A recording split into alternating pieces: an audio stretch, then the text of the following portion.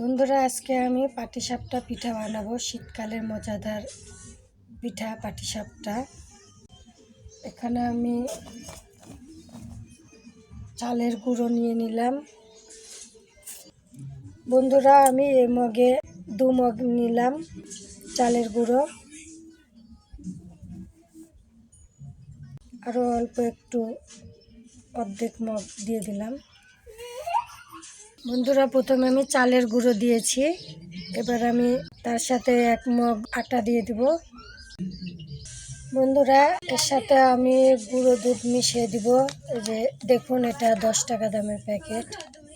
এটা আমি সম্পূর্ণই দিয়ে দেব। গুঁড়ো দুধ মিশিয়ে দিলে অনেক স্বাদ হবে। এই মগের 1 মগ আমি গুড় দিয়ে দিব, কুসুরের গুড়। এটা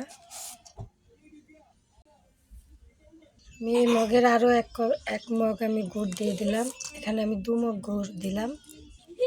এবার আমি অল্প অল্প করে জল দিয়ে বেটারটাকে ভালো করে মিশিয়ে নেব।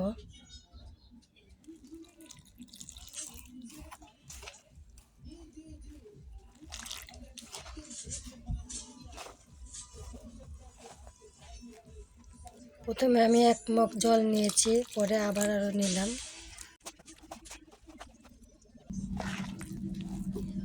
আস্তে আস্তে করে ভালো করে নেড়ে বেটারটি গুলিয়ে নিতে হবে। এখানে আমার আরও একটু জল লাগবে।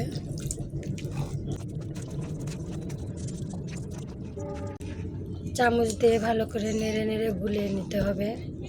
আমি বেটারে গুড় কম দিয়েছি, যে পুরে আমি মিষ্টি আরও দিব, এই জন্য আমি বেটারে গুড় কম দিয়েছি। ভালো করে নেড়ে নেড়ে গুড়টাকে গলিয়ে নিতে হবে। আমার এখানে আরেকটু জল লাগবে।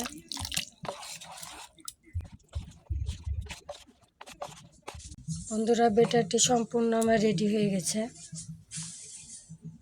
বন্ধুরা, আমি এই মগের 1 মগ জল নিয়েছি। এখন আমি জল এটাতে ঢেলে দেব, দিয়ে আমি পুর বানিয়ে নেব। বন্ধুরা, এই 10 টাকা দামের প্যাকেট আমি 60টা আমি গুলে নিব।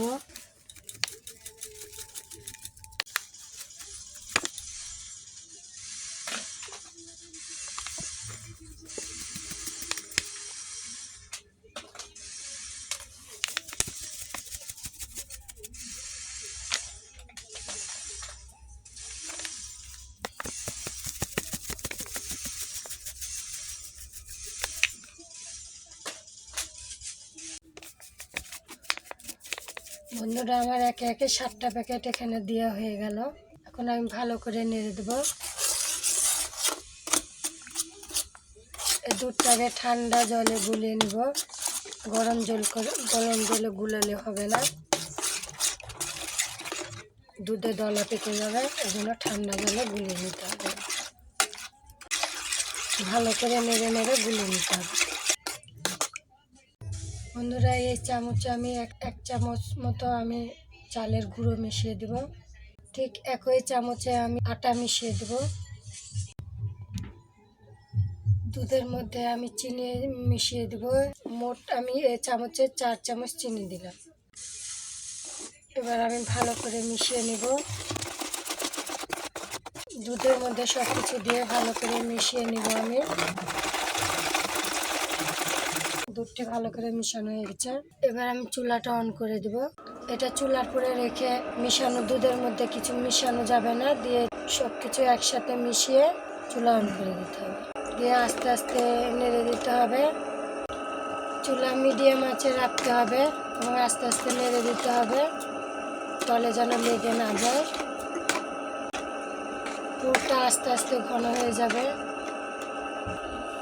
বন্ধুরা, চালের আটা আমি আরও 4 চামচ দিয়ে দেব। আমার কাছে একটু কম মনে হচ্ছে, কারণ আমি বেটারটা একটু বেশি গুলিয়েছি।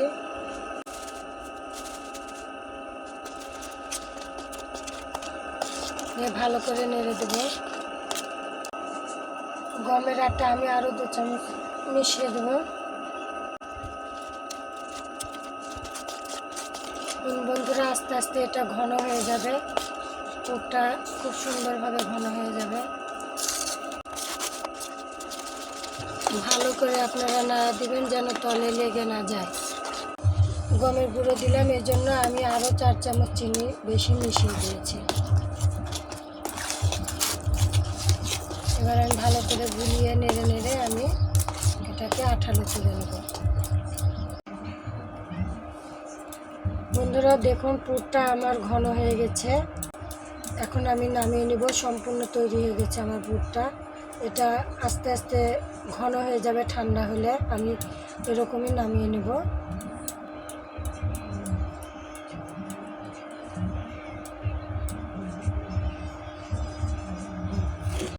বন্ধুরা তাওয়াটি আমি গরম করে নিয়েছি, এখন আমি এই ছোট্ট মতো একটা আলু কেটে নিব।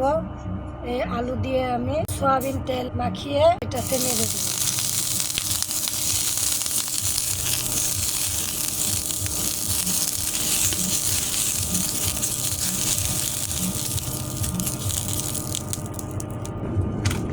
তেল আমার গরম হয়ে গেছে, এখন আমি বেটারটি দিয়ে দেব।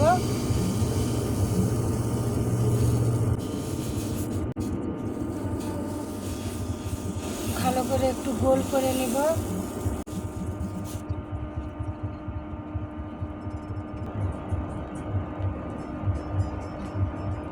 এবার আমি পুর বসিয়ে দেব।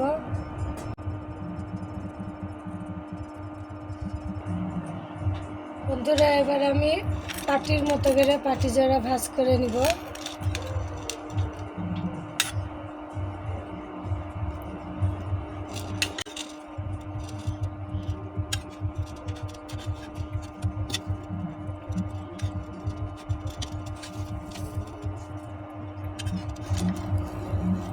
দেখুন একটা পিঠা আমার হয়ে গেছে, এখন আমি নামিয়ে নেব।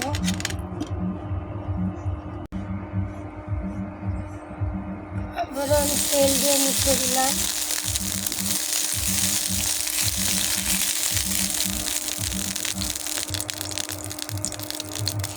গোলাটি দিয়ে দিলাম।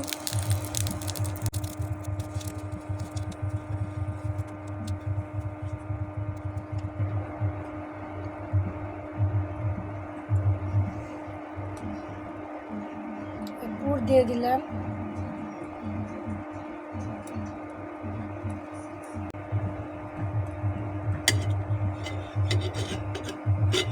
এবার আমি ভাঁজ করে নেব।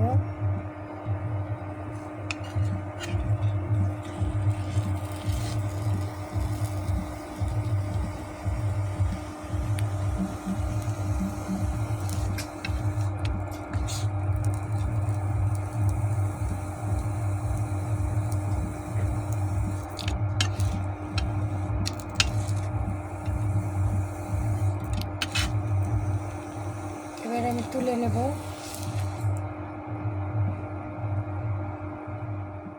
দেখুন বন্ধুরা পিঠেটি কত সুন্দর হয়েছে, পাটিসাপটা পিঠে। আমি একটা ভেঙে দেখাচ্ছি।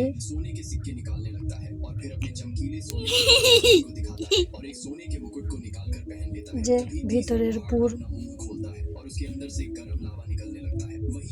এরকম নিত্য নতুন রেসিপি পেতে চ্যানেলটি সাবস্ক্রাইব করুন, পাশে থাকা বেল আইকনটি ক্লিক করে দিন।